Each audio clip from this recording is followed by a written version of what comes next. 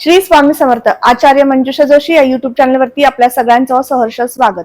आज आपण समजून घेणार आहोत वृश्चिक राशीच्या जातकांना, अर्थात तुम्हाला संपूर्ण एप्रिल महिना कसा असणार आहे. एप्रिल महिन्यामध्ये शिक्षण, आरोग्य, वैवाहिक सौख्य, वास्तू आणि वाहनाचं सुख कशा पद्धतीने प्राप्त होऊ शकतं याबद्दलची संपूर्ण माहिती जाणून घेणार आहोत. तुमच्या राशीपत्रिकेनुसार तुमच्या जन्मलग्न कुंडलीची संपूर्ण माहिती जाणून घेण्यासाठी खाली मी माझा व्हॉट्सअप नंबर दिलेला आहे, त्यावर यायचं आहे. जन्मतारीख, वेळ, जन्म ठिकाणी माहिती नोंदवायची आहे आणि आजच तुमची अपॉइंटमेंट बुक करायची आहे. चला तर मग माहितीला सुरुवात करूयात प्रथम स्थानापासून. प्रथम स्थान लग्नस्थान, ज्यावरून आपण आपलं व्यक्तिमत्व पाहत असतो. लग्नस्थानाचे अधिपती मंगळ होता, जे अस्तावस्थेमध्ये शनियुक्त पंचम भावातनं गोचर करतात. त्यामुळे हा महिना थोडासा अस्वस्थता जाणवू शकते पहिला पंधरवडा.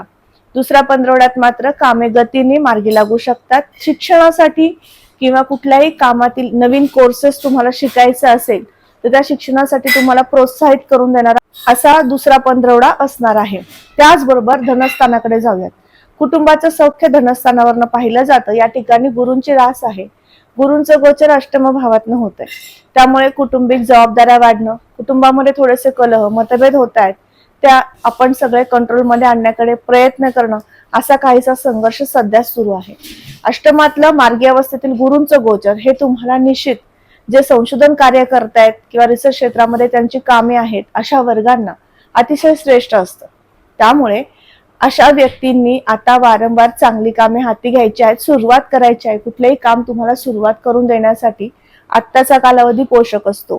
त्याचबरोबर धनस्थान हे वाणीवरचं प्रभुत्व सुद्धा दर्शवतं. अष्टमस्थानात जेव्हा गुरु जातात त्यावेळेस थोडासा अहंकार जागृत होणं किंवा वाणीवरती अधिक गुरुचा प्रभाव राहणं आणि त्यामुळे संवादातनं मतभेद असे काहीसे योग आणत असतात. म्हणून गुरूंची उपासना तुमच्यासाठी सर्वश्रेष्ठ राहू शकते.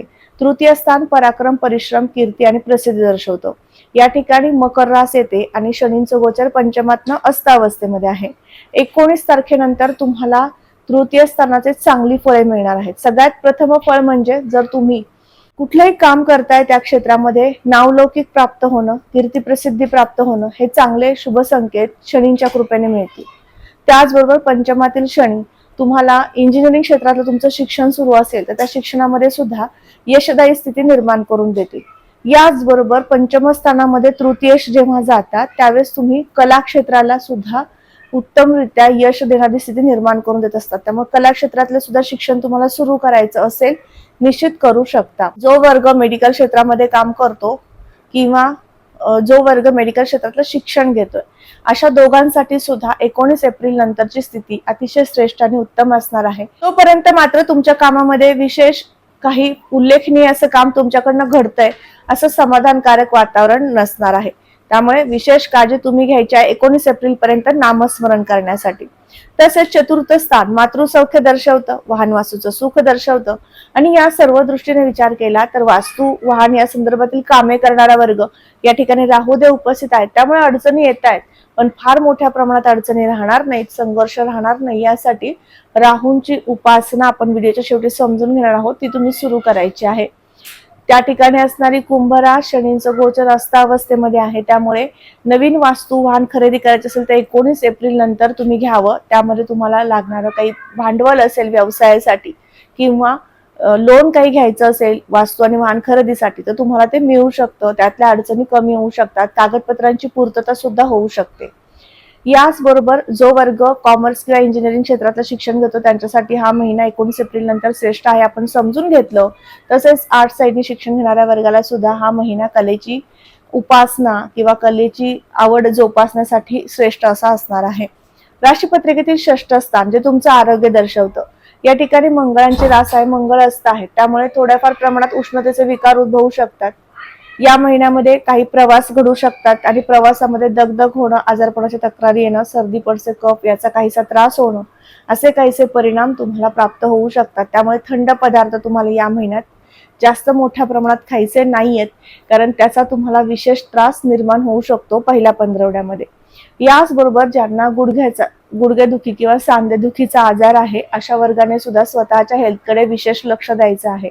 सप्तम स्थानाकडे जाऊया. सप्तम स्थानात येणारी शुक्रांची रास आणि शुक्रांचं गोचर मंगळाच्या राशीतनं षष्टातनं होतंय. म्हणून शुक्र तुम्हाला प्रणय सौख्य देतील, परंतु तुमच्या पार्टनरच्या आरोग्याविषयी, त्यांच्या करिअर विषयी तुम्हाला चिंता काळजी सुद्धा देणार आहेत. त्यांच्या जीवनातला प्रवास, त्यांचं जे काही कार्य आहे ते कार्य उत्तम होईल का, कशा पद्धतीने ते सेटल होतील, अशा अनेक विचारांनी त्रस्त होऊ शकता. म्हणून या महिन्यामध्ये काही शुक्रांची उपासना तुम्हाला सुचवण्यात येत आहे.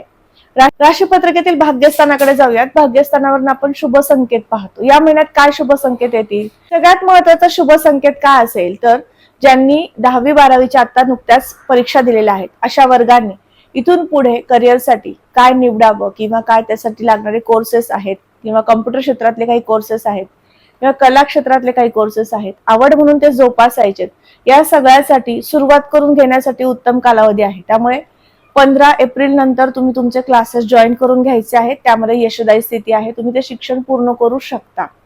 तसेच या महिन्यामध्ये जो व्यावसायिक वर्ग आहे त्याला सुद्धा शुभ संकेत आहे. विशेष सांगायचं झाल्यास टूर्स अँड ट्रॅव्हल्सचे बिझनेस असणारा वर्ग, वाहतुकी संदर्भातील कामे करणारा वर्ग यांच्यासाठी अत्यंत श्रेष्ठ आणि उत्तम कालावधी आहे. या दरम्यान तुम्ही तुमचा बिझनेस सेट करून घेऊ शकता, व्यवसायामध्ये उतरू शकता आणि व्यवसायातनं मोठं यश सुद्धा प्राप्त करून घेऊ शकता. अशी सुंदर स्थिती तुम्हाला या महिन्यात प्रकर्षाने दिसून येते. दशमस्थानाकडे जाऊयात. दशमस्थानामध्ये असणारी सिंहरास आणि रवीचं गोचर हे षष्ठातनं आहे. षष्ठातनं रवीचं जेव्हा गोचर होतं त्यावेळेस अशा व्यक्तींनी वडिलोपार्जित व्यवसायामध्ये उतरणं किंवा त्या व्यवसायांना पुढे घेऊन जाणं अशी शुभ कार्यांची सुरुवात करायची असते. या दरम्यान तुम्ही केलेलं कार्य निश्चित यशदायी ठरतं, कारण रवी उच्चस्थ आहेत. दुसरी गोष्ट ते तुमचे दशमेश आहेत. केतू त्या ठिकाणी आहेत म्हणून अडथळे अडचणी येत आहेत. व्यवसाय सेट होत नाहीये, व्यवसायामध्ये सातत्य नाहीये, काहीतरी चुका होत आहेत, आढळत आहेत आणि तुम्ही त्या चुकांमधनं बाहेर पडण्यासाठी वेळ घेताय. असे काहीसे ग्रहमान आता आहे. म्हणून वारंवार त्या होणाऱ्या चुकांना आपल्याला कमी करायचे, कंट्रोलमध्ये आणायचे. म्हणून काही सेवा नित्य उपासना आपण आता पुढे पाहूयात, त्या तुम्हाला करायच्या आहेत. लाभाची स्थिती उत्तम आहे. ज्यांना व्यापार करायचा, व्यापारातनं उत्तम लाभ होऊ शकतो. नवीन गुंतवणुकीची संधी सुद्धा उपलब्ध होऊ शकते.